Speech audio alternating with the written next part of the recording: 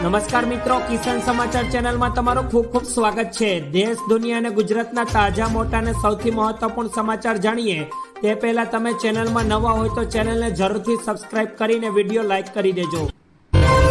આજના સૌથી મોટા સમાચાર, રામલલ્લાના જન્મદિવસની તાળમાળ તૈયારીઓ શરૂ, ઝગમગી ઉઠ્યું મંદિર પરિસર, જુઓ શાનદાર વિડીયો। અયોધ્યામાં રામ મંદિરમાં આ વર્ષે પહેલીવાર ભગવાન શ્રી રામ પોતાના જન્મદિવસ મંદિરમાં ઉજવશે।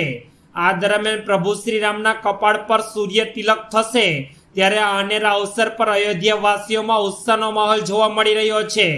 ભગવાન શ્રી રામના મંદિરને રોશનીથી શણગાર કરવામાં આવ્યો છે તથા રામનવમી પર ભગવાન શ્રી રામના ભવ્ય મંદિરને ફૂલોથી શણગાર કરવામાં આવ્યું છે। ત્યારબાદના બીજા મોટા સમાચાર, પીટી જાડેજાએ આપી રૂપાલાને મોટી ધમકી। રાજકોટમાં ગઈકાલે ક્ષત્રિય સમાજની અમદાવાદમાં મળેલી બેઠક મુદ્દે પીટી જાડેજાએ મહત્વનું નિવેદન આપ્યું છે, જેમાં ગુજરાત રાજપૂત યુવા સંઘના રાષ્ટ્રીય પ્રમુખ પીટી જાડેજાએ જણાવ્યું છે કે ગઈકાલે સરકાર સાથે અમારી બેઠક યોજાઈ હતી।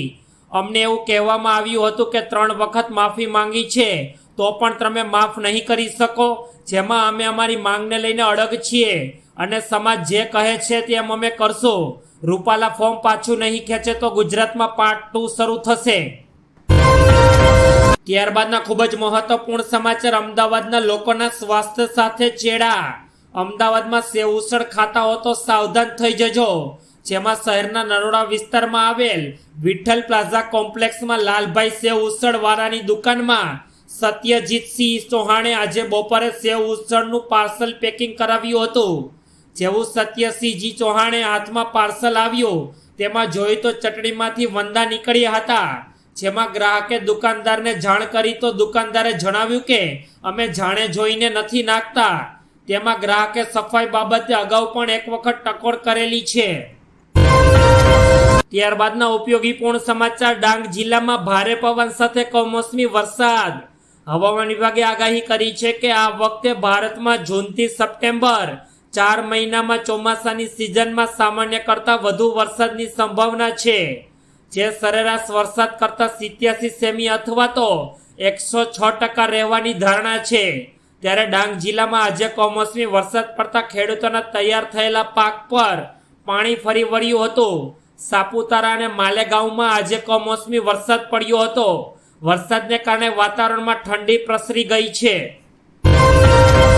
વધુ અગત્યપૂર્ણ સમાચાર, મોરબીમાં વિરોધ વચ્ચે રૂપાલાએ યોજી રેલી।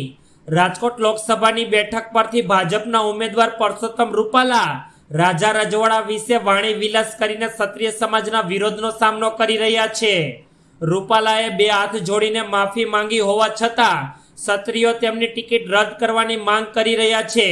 એવામાં આજે મોરબી ખાતે આયોજિત ભાજપની સભા સ્થળે લગાવેલા પરસોત્તમ રૂપાલાના પોસ્ટર પર કોઈએ કાળો કલર મારી દીધો હોવાનો બનાવ સામે આવ્યો છે। આટલું જ નહીં, રેલી સ્વરૂપે પહોંચેલા ભાજપના ઉમેદવાર પર કાળા વટાવડા ફરકાવીને વિરોધ કરવામાં આવ્યો છે। ત્યારબાદના અગત્યપૂર્ણ સમાચાર, વલ્લભ વિદ્યાનગરની હોસ્ટેલમાં ઝડપાઈ દારૂની મહેફિલ। શિક્ષણના ધામ વિદ્યાનગરમાં આવેલ નિષ્ઠા હોસ્ટેલના રૂમ નંબર 306માં વિદેશી દારૂની મહેફિલ માણતા 8 વિદ્યાર્થીઓને વિદ્યાનગર પોલીસે છાપો મારીને રંગે હાથે ઝડપી લીધા હતા। આ તમામ વિદ્યાર્થીઓ આણંદ જિલ્લાના બહારના હોવાનું સામે આવ્યું છે। મૂળ લુણાગડાવાળા અને વાસદામાં રહેતા કશ્યપ સેવકના જન્મદિવસને લઈને દારૂની મહેફિલ યોજવામાં આવી હતી। પોલીસે તમામ 8 વિદ્યાર્થીઓ વિરુદ્ધ ગુનો નોંધીને કાર્યવાહી પણ હાથ ધરી છે। ત્યારબાદના ખૂબ જ ઉપયોગીપૂર્ણ સમાચાર, સોના ચાંદીના ભાવમાં ઘરખમ વધારો, જાણી લો નવી કિંમત। વૈશ્વિક સ્થિતિની અસર સોના અને ચાંદીના ભાવ પર દેખાઈ રહી છે। આજે પણ સ્થાનિક બજારમાં સોના અને ચાંદી બંનેમાં તેજી સાથે કારોબાર થઈ રહ્યો છે। વાયદા બજારમાં સોનામાં પ્રતિ 10 ગ્રામ 523 રૂપિયાનો ઉછાળો જોવા મળ્યો છે અને ભાવ 72,800 રૂપિયાની સપાટી પર પહોંચ્યો છે। સોમવારે 24 કેરેટ સોનું વાયદા બજારમાં 72,277 રૂપિયા પ્રતિ 10 ગ્રામ પર ટ્રેડ થઈ રહ્યું છે, તો ચાંદી પણ 160 રૂપિયા વધીને 83,996 રૂપિયા પ્રતિ કિલો પર પહોંચી ગયું છે। ત્યારબાદના અગત્યપૂર્ણ સમાચાર, પીએમ મોદીએ બિહારમાં સભાને સંબોધી।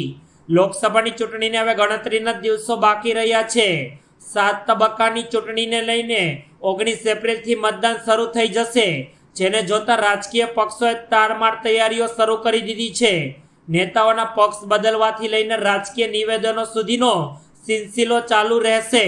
આવી સ્થિતિમાં પીએમ મોદીએ વધુ એકવાર બિહાર પહોંચી ગયા છે અને બિહારના પૂર્ણિમામાં તેઓએ સભાને સંબોધી. ત્યારબાદના અગત્યપૂર્ણ સમાચાર બાબા રામદેવ લઈને સામે આવી રહ્યા છે. ભ્રામક જાહેરાત મામલે ફરી એકવાર સુપ્રીમ કોર્ટમાં સુનાવણી થઈ હતી. બાબા રામદેવ અને બાલકૃષ્ણ ત્રીજી વખત જસ્ટિસ હિમા કલોની અને જસ્ટિસ આમતુલ્લાની બેન્ચ સમક્ષ હાજર થયા હતા. બાબા રામદેવના વકીલ મુકુલ રોહિતિંગે કહ્યું કે અમે ફરી એકવાર કોર્ટની માફી માંગીએ છીએ.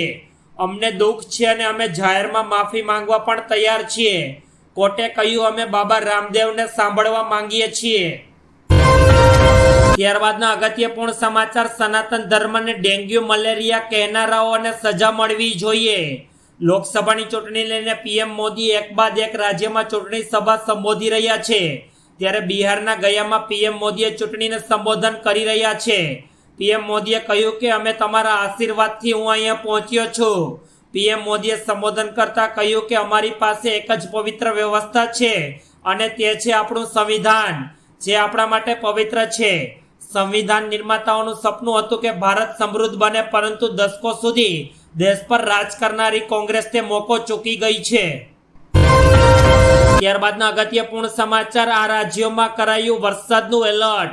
ભારતીય હવામાન વિભાગે જણાવ્યું છે કે આગામી 24 કલાકમાં ઉત્તર પશ્ચિમ ભારતમાં વરસાદ ચાલુ રહેવાની શક્યતા છે.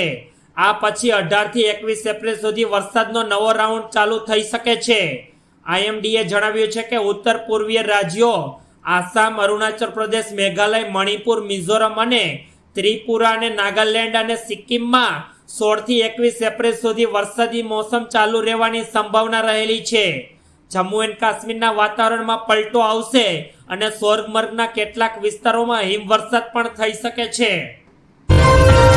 ત્યારબાદના ખૂબ જ મહત્વપૂર્ણ સમાચાર શ્રીનગરમાં ઝેલમ નદીમાં શાળાના બાળકોને લઈ જતી હોડી પલટી. જમ્મુ એન્ડ કાશ્મીરની રાજધાની શ્રીનગરમાં ઝેલમ નદીમાં બોટ પલટી જતા મોટો અકસ્માત થયો. આ અકસ્માતમાં કેટલાક લોકો ગુમ થયાના સમાચાર છે. અધિકારીઓએ જણાવ્યું કે મંગળવારે શહેરની બહાર બાજુમાં આવેલ ઝેલમ નદીમાં એક હોડી પલટી ગઈ હતી. આ દુર્ઘટનામાં કેટલાક લોકો ગુમ થયાની આશંકા છે, ત્યારે બચાવની કામગીરી પણ ચાલુ કરી દેવામાં આવી છે. આ દુર્ઘટનામાં કેટલાક લોકો લાપતા હોવાના પણ સમાચાર મળી રહ્યા છે. ત્યારબાદના સૌથી અગત્યપૂર્ણ સમાચાર લોકસભાની ચૂંટણી પહેલા ડુંગળી બટાકાના ભાવમાં 50% વધારો. હોલસેલ મોંઘવારી દર માર્ચ મહિનામાં સામાન્ય વધીને 0.5% થયો છે, જે ગત મહિને 0.2% રહ્યો હતો. સરકાર દ્વારા સોમવારે WPIને લગતા આંકડા જાહેર કરવામાં આવ્યા.